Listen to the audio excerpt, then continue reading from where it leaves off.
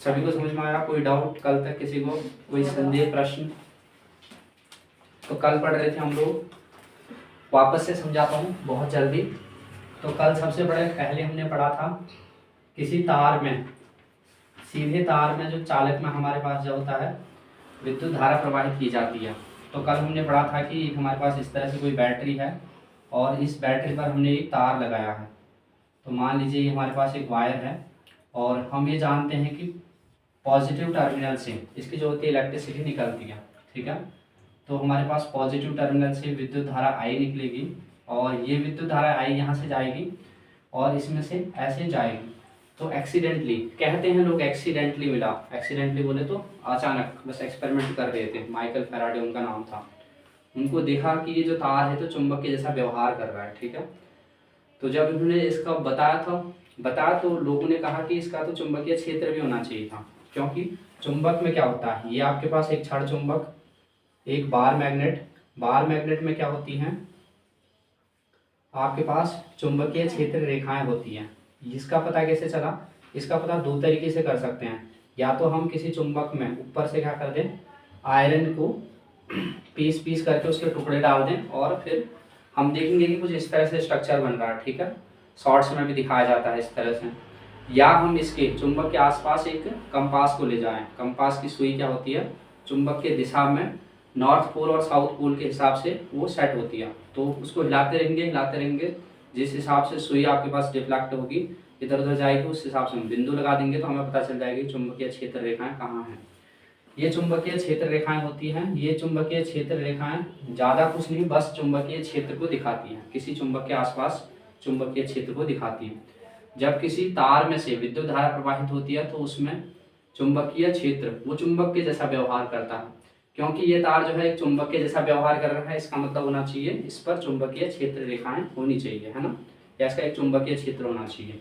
यहाँ पर तार बहुत दूर किसी चीज़ को अट्रैक्ट नहीं कर सकता, बहुत दूर की चीज़ को आकर्षित नहीं कर सकता, उसका एक क्षेत्र है, लिमिटेड जगह है। तो इसको पता करने के लिए तो बाएं हाथ का नियम दिया था, उन्होंने कहा था अपने तार को इस तरह से पकड़िए कि जो तार का आपके पास अंगूठा है वो चुंबकीय विद्युत धारा की दिशा को दिखाएगा। तो ये जो मुड़ी हुई फिंगर्स हैं ये आपके पास चुंबकीय क्षेत्र रेखाओं की दिशा को दिखाएगी, है ना।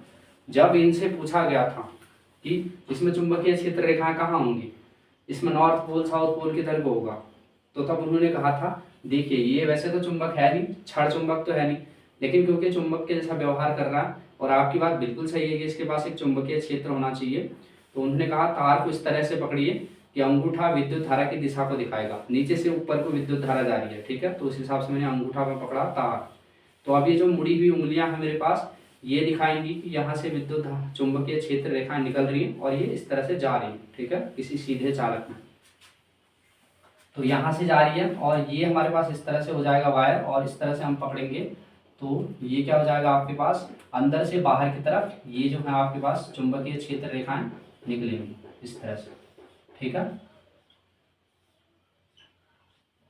इस तरह से। एक सीधा सा अगर हम इस्तेमाल करें, ये आपके पास वायर है, इसमें क्या होगा इसमें बताइए, और इसमें जो है विद्युत धारा की दिशा इस प्रकार से है। तो नियम के अनुसार हमें इस तरह से अंगूठा रखना है कि चुंबकीय विद्युत धारा की दिशा दिखाए, और ये मुड़ी हुई उंगलियां यहाँ से लेकर यहाँ को, ये आपके पास चुंबकीय क्षेत्र रेखाओं की दिशा को दिखाएगा।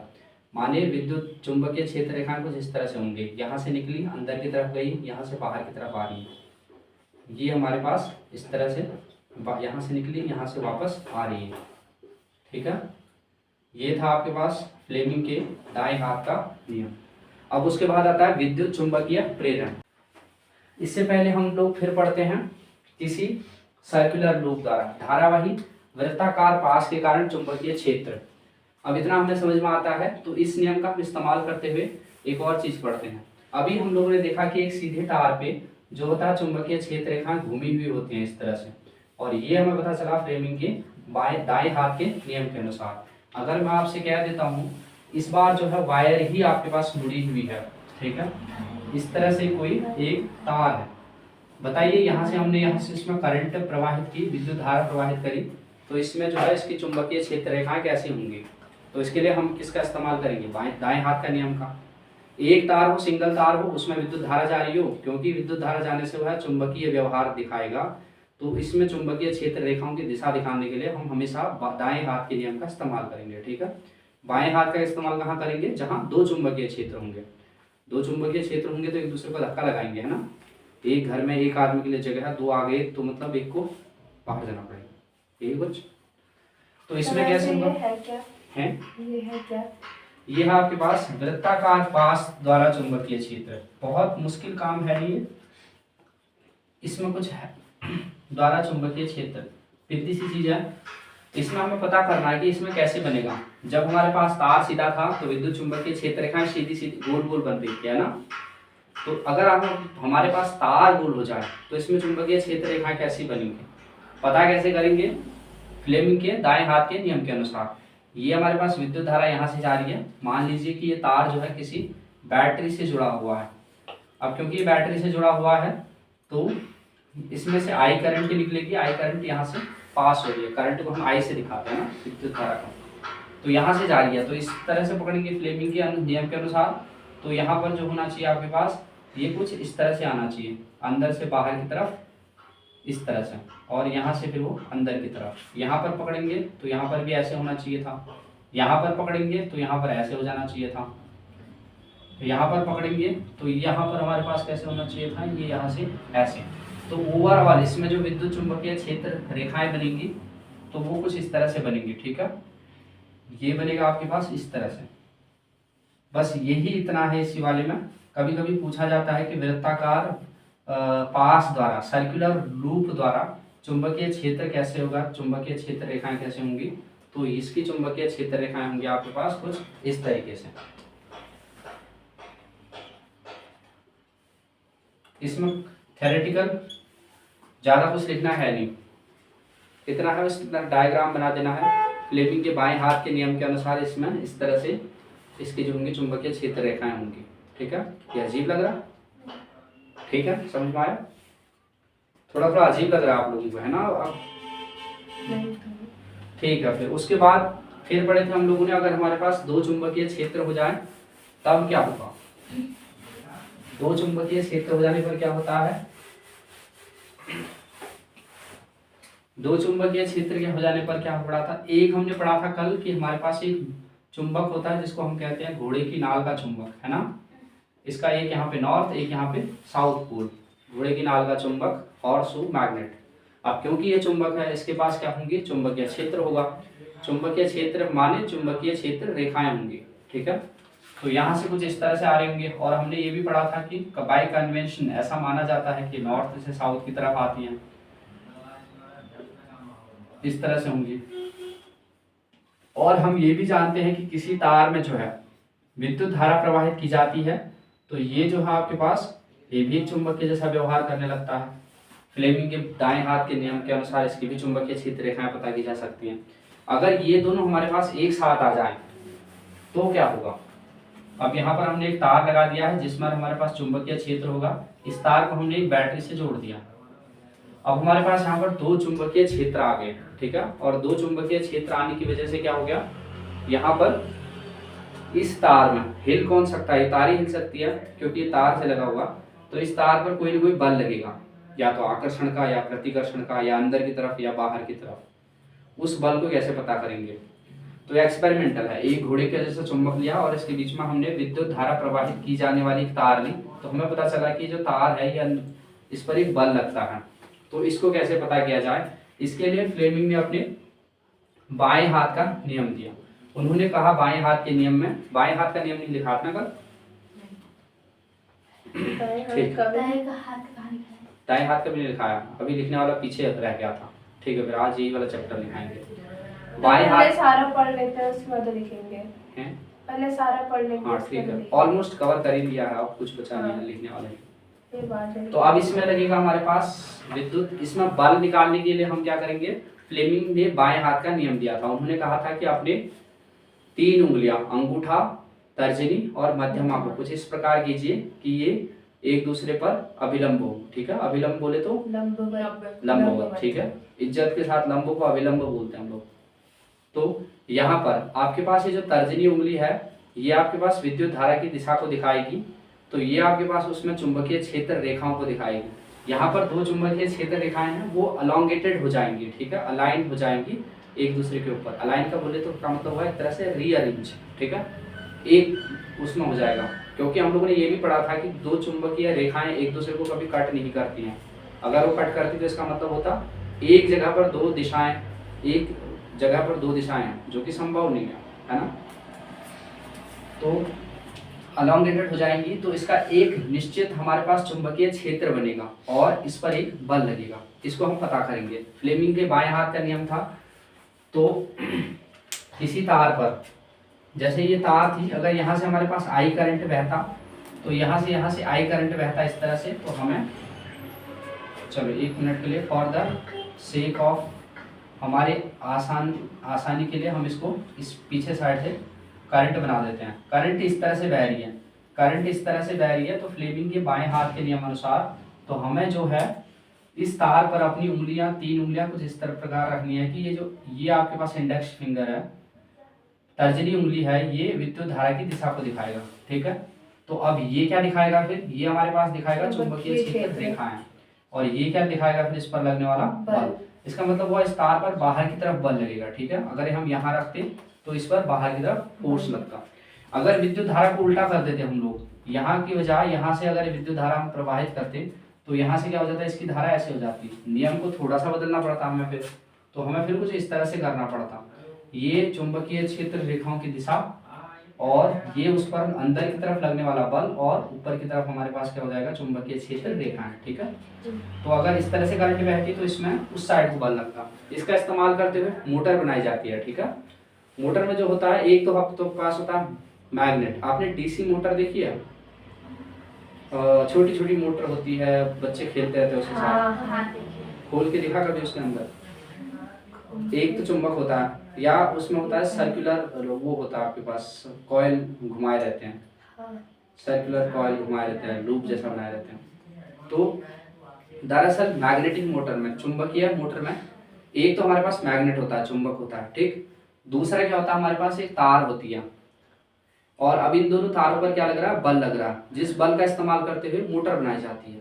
जो हमारे घर में पंखा घूमते रहता है लगातार ना, तो वो कैसे घूम रहा है, एक आपके पास क्या है, मैग्नेट है, एक आपके पास तार है, तार भी एक चुंबक के जैसा व्यवहार कर रही है। अब एक चुंबक दूसरे चुंबक पर बल लगा रहा है, और जिसकी वजह से पंखा घूम रहा है, ठीक है, लगातार घूमते जा रहा है इसकी वजह से। अब क्योंकि मैग्नेटिक मोटर हट गया है, तो इसका इस्तेमाल नहीं होगा।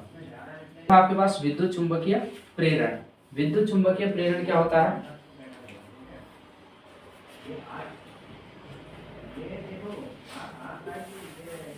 माइकल फैराडे साइंटिस्ट थे जिन्होंने इन सब इसमें बहुत ज़्यादा एक्सपेरिमेंट किया। तो उन्होंने एक और एक्सपेरिमेंट किया, उन्होंने ली एक कॉइल। कॉइल बोले तो इसको बोलेंगे हम एक वलय जैसा, या फिर हम इसको पास बोल सकते हैं। इस तरह से तार मुड़ी हुई ली, और इस तार पर लगा दिया उन्होंने बैटरी। अब आप जानते हो अगर किसी तार पर बैटरी लगाई जाती है तो उसमें चुंबकीय प्रभाव आ जाता है, चुंबकीय गुण आ जाते हैं। इसके बगल में उन्होंने एक और तार लगाई, इसके जस्ट बगल में उन्होंने एक और तार लगाई। हालांकि ये क्या था, विद्युत धारा से नहीं जुड़ी हुई थी, ये विद्युत धारा से नहीं जुड़ी हुई थी। लेकिन यहाँ पर उन्होंने क्या किया, यहाँ पर उन्होंने एक एमीटर लगा दिया।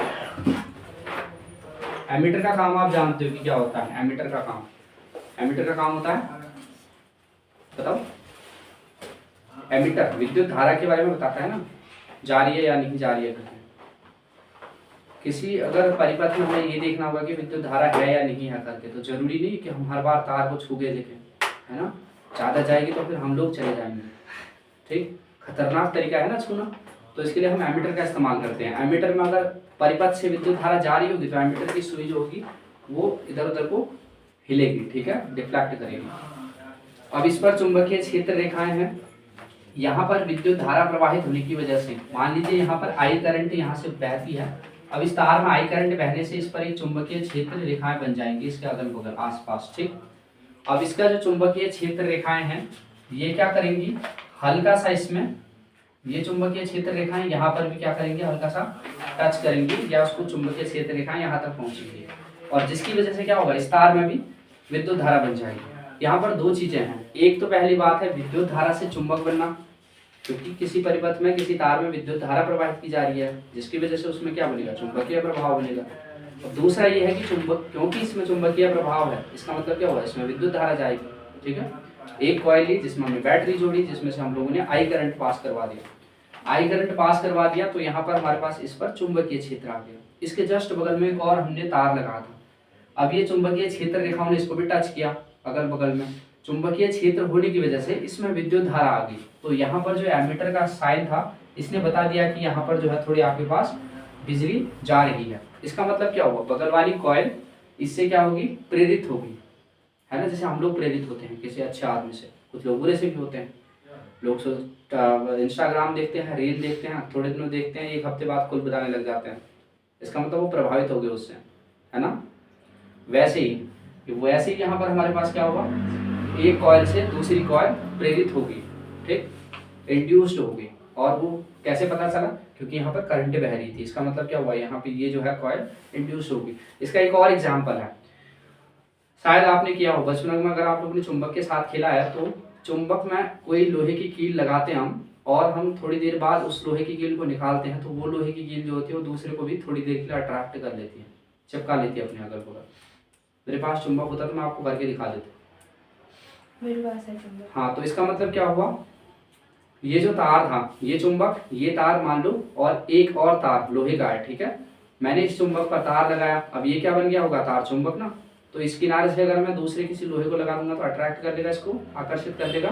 थोड़ा देर के लिए होता है ना बस। हाँ, ये अगर चुंबक से हटा नहीं रहेगा तो ये बिल्कुल चुंबक बन गया है, ठीक है, मैग्नेट बन गया। ये तो हमेशा के लिए अट्रैक्ट करते रहेगी। अगर मैं इस चुंबक को हटा देता हूँ तो ये तब भी थोड़ी देर के लिए क्या कर लेता है, किसी को अट्रैक्ट कर लेता है। इसका मतलब क्या हुआ, ये प्रेरित हो गया है, लेकिन थोड़ी देर के लिए। अगर इसका जो पेरेंट चुंबक है, जो मूल चुंबक है, उसको हटा दिया जाता है तो वो थोड़ी देर के लिए उसके अंदर फिर से गुड़ रहते हैं। सेम यहाँ पर भी ऐसा ही हो रहा है, ठीक है। कल कहाँ तक लिखा था, अब लिखने वाली बात। इसके बाद देखोगे फ्लेमिंग के फ्लेमिंग का दक्षिण हस्त अंगुष्ठ नियम। हालांकि इसमें इतनी भयंकर हिंदी इस्तेमाल की गई है। फ्लेमिंग का दक्षिण हस्त अंगुष्ठ नियम। मैं सजेस्ट करता हूं कि आप इतनी बड़ी हिंदी ना लिखें। दक्षिण हस्त अंगुष्ठ नियम अभी तो आपने बोला था लिख दिया, लिख भी दिया, कोई बात नहीं। इसको कहते हैं फ्लेमिंग के दाएं हाथ का नियम। इतना जब बोला जाता है तो ये दक्षिण हस्त अंगुष्ठ क्यों बोलना होगा, खामख बच्चों को डराने की कोशिश की जा रही है। कितना बड़ा बोला, दाएं हाथ का नियम। फिर से आप वही लिखे देना था अभी है, फिर से वही लिखते देना। हाँ, फ्लेमिंग के दाएं हाथ का नियम बहुत आसान सा नियम है, और इसको लिखेंगे हम लोग, इसमें लिखेंगे कॉपी में। यदि हम, हाँ, इसमें लिखोगे सीधा सीधा नियम लिखना, कोई घुमा फिरा के बातें नहीं लिखनी है। एग्जाम में आएगा सीधा नियम लिखाना, बस कहानी खत्म, ठीक है। इसमें लिखोगे यदि हम किसी तार को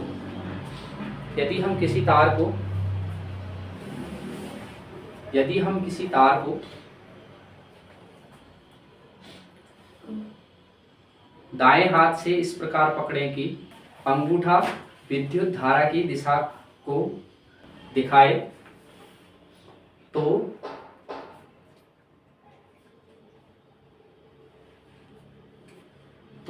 मुड़ी हुई उंगलियां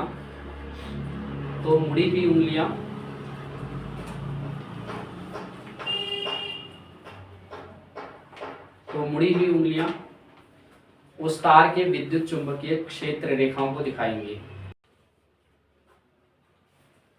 है ना। इसके बाद हमें एक नियम अंगूठे का इस्तेमाल करना है, दाएं हाथ का नियम। और अब यहाँ पर आपके डायग्राम बनाने की, वो ये हमारे पास होगा अंगूठा, और ये हमारे पास होगा तर्जनी उंगली, मध्यमा उंगली। क्या कह रहे हैं, तर्जनी उंगली,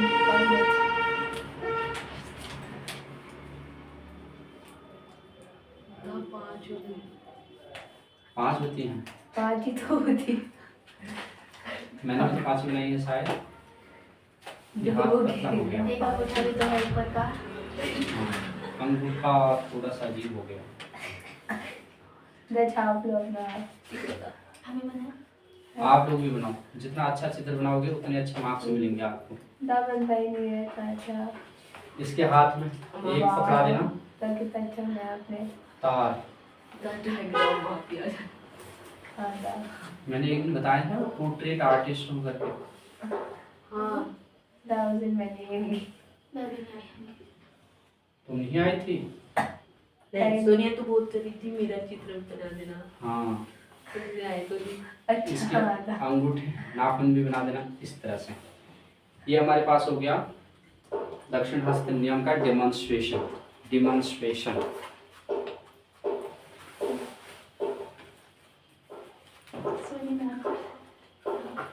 तुम तो मेरे बना रही होता है नहीं बन रहा है। पिछली बार वाले बच्चे ने क्या कहते हैं मुझसे डायग्राम बनवाए थे। दाम मैंने कहा था। बता दो फिर। इसके बाद अगली हेडिंग लिखेंगे चुंबकीय क्षेत्र में किसी विद्युत धारावाही। चुंबकीय क्षेत्र मैं धारावाही मैं किसी विद्युत धारावाही चालक।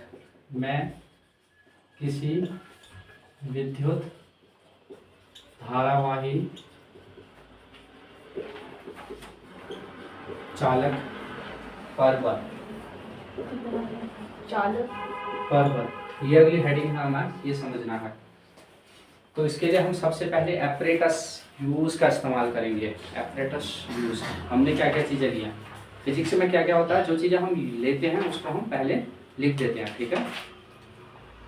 कैसे लिख देते हैं मतलब? जैसे अभी हम लोग इसको करने के लिए, इस चीज़ को करने के लिए, इस चीज़ को डिमॉन्स्ट्रेट करने के लिए हम एक घोड़े की नाल का चुंबक लेंगे, एक तार लेंगे, विद्युत लेंगे, तो इसको हम लिख देंगे। इससे क्या होगा, एक तो तुम्हारा आंसर लंबा हो जाएगा और एक आपने उसको डिमॉन्स्ट्रेट कर दिया। तो हम लोगों ने क्या किया, हम लोगों ने एक इस बार घोड़े की नाल का चुंबक लिया और सू मैग्नेट, और एक विद्युत तार लिया जिसको हमने किससे जोड़ दिया, बैटरी से, ठीक है। इसको हम लोग ने बैटरी से जोड़ दिया, ये हमें लिखना है, ठीक है। लिखो भी, इसको लिख सकते हो आप लोग। एक घोड़े की नाल का चुंबक लिया और इसको हम लोग ने बैटरी की नाल का चुंबक, यदि हम एक घोड़े की नाल का चुंबक, यदि हम एक घोड़े की नाल का चुंबक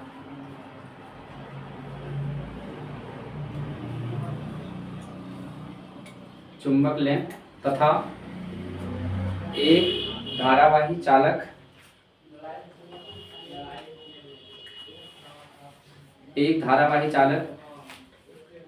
तथा एक धारावाही चालक जिसमें विद्युत धारा प्रवाहित हो रही है, विद्युत धारा प्रवाहित हो रही है,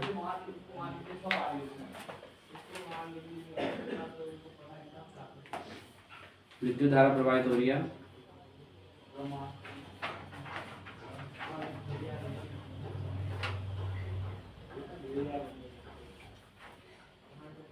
इसको भी लें। हाँ ऐसे ही होगा, एक घोड़े की नाल का चुंबक तथा एक धारावाही चालक जिसमें विद्युत धारा प्रवाहित हो रही है, इसे लें। इसको भी लेना। हाँ इसको भी ले। अजीब लग रहा है ना भाषा। हो गया था, हम बाद में वो करके लिख लेंगे ना। अब तो हाँ मैं तभी तो कह रहा था आप लोग अपने हिसाब से लिखो, कंफ्यूज हो जाओगे। इतना भी है, दो चीजें लिखनी है। एक हमने लिया घोड़े की नाल का चुंबक, है ना, और एक लिया हम लोगों ने ये वाला, एक धारावाही चालक जिसमें विद्युत धारा प्रवाहित हो रही है। बस इतना लिखना आप जैसे लिखे, ठीक है। फिर उसके बाद इसको भी लिखते हो गया। फिर इसके बाद क्या करेंगे, अब हम लोग इसमें तब भी ठीक है, इसको भी ले लेंगे तो भी प्रॉब्लम नहीं है। इसमें अगर हम इन दोनों को साथ लाते हैं, ठीक है, क्योंकि इसमें लिखेंगे फिर हम आगे, क्योंकि घोड़े की इसके आगे को, क्योंकि घोड़े की नाल के चुंबक, घोड़े की नाल के चुंबक के परितः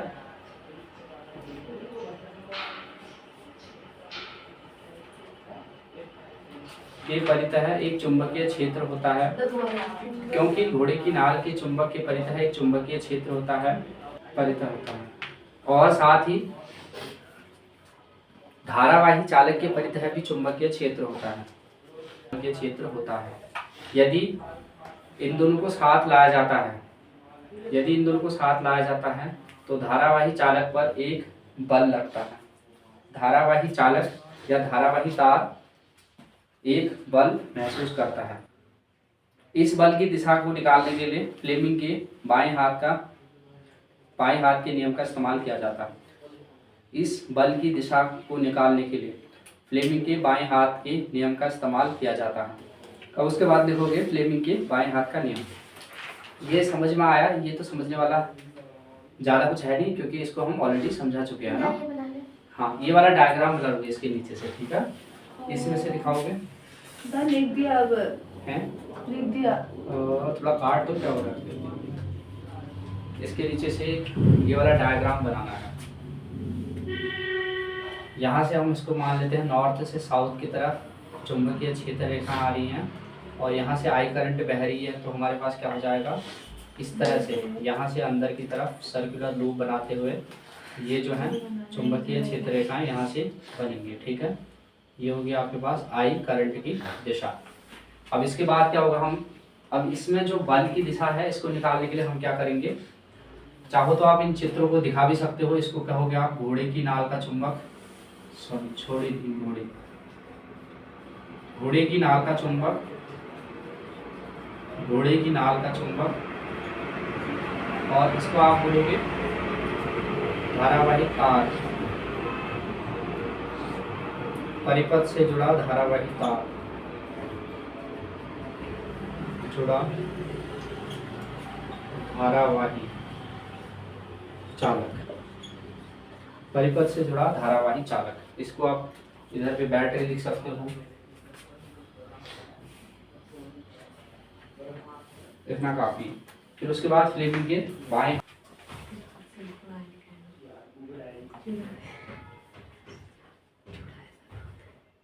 दो लिखा गया है, जुड़ा है। अरे तू समझ नहीं, जुड़ा कौन लग रहा था वो 24 कौन लग रहा है? जुड़ा हुआ धारावाही चालक। अरे आप इतना समझ जाओ, कॉमन सेंस लगाओ।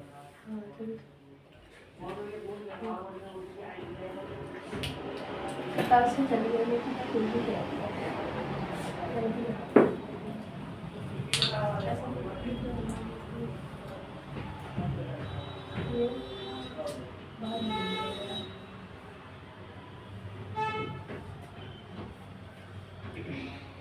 बस कितना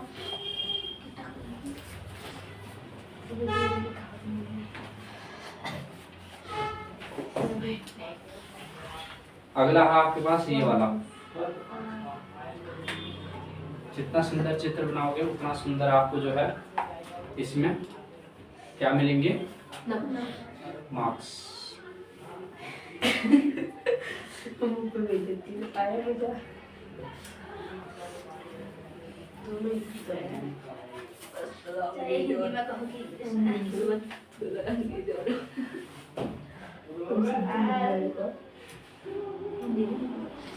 इसके बाद ये सीधे चित्र ही बनाना है। हाँ, इसके बाद ये वाला चित्र बना दिया, ये वाला नहीं, ये वाला चित्र बना दिया, वाला बना दिया। फ्लेमिंग के बाएं हाथ का नियम लिखो फिर उसमें, फ्लेमिंग के बाएं हाथ का नियम।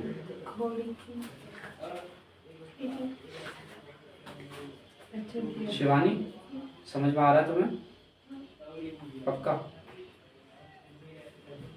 नहीं आएगा तो पूछ लेना, ठीक है? शर्माना घबराना नहीं है। फ्लेमिंग के बाएं हाथ का नियम। शर्माओगे कहाँ? कहाँ शर्माओगे? हाँ, तुम लोग समझ गए। समझदार तो बहुत हो तुम। बचपन से था। बचपन से ही हो।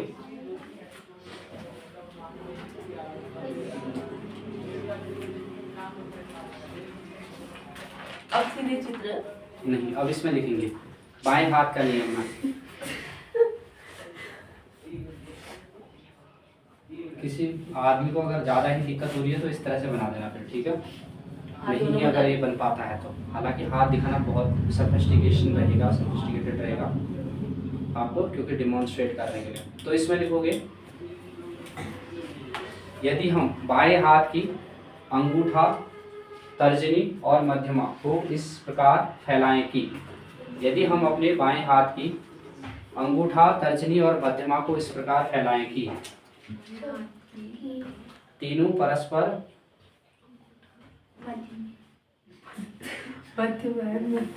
अंगूठा तर्जनी अंगूठा, तर्जनी, मध्यमा। ये कह रही है, आप मध्य में कह रहे हो। मध्यमी क्या था? नहीं दादी बोला। उसने सुना है क्या कई कई बार मैं ऐसा मैं नहीं बता रही कह देता हूँ आगे आगे। और क्या था? मतलब वो हो जाता है। चलो मध्यमा सॉरी अंगूठा, मध्यमा और तर्जनी को इस प्रकार फैलाएं कि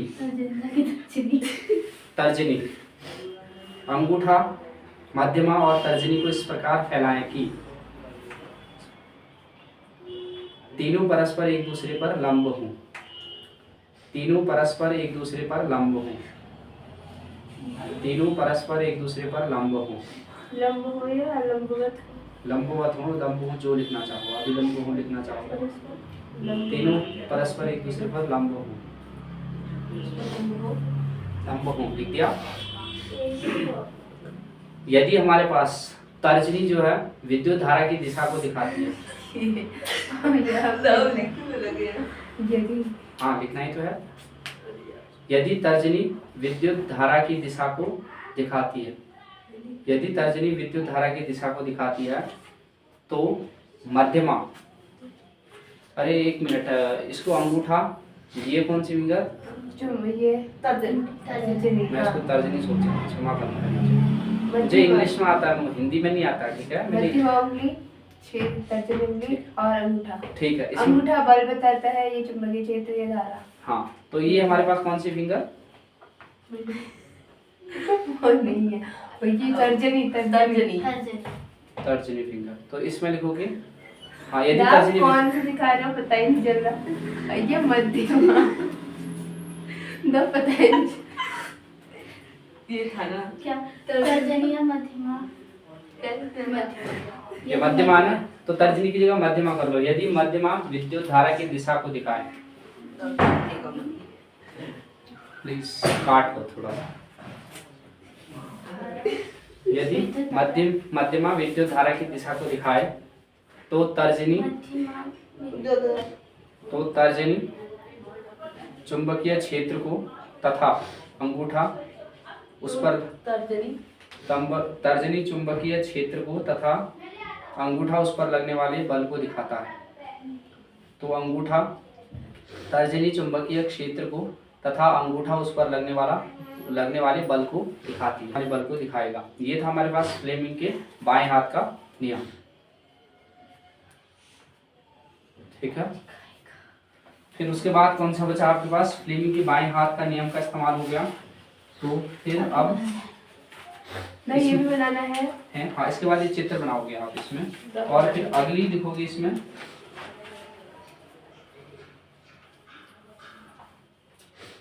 विद्युत चुंबकीय प्रेरण। विद्युत चुंबकीय प्रेरण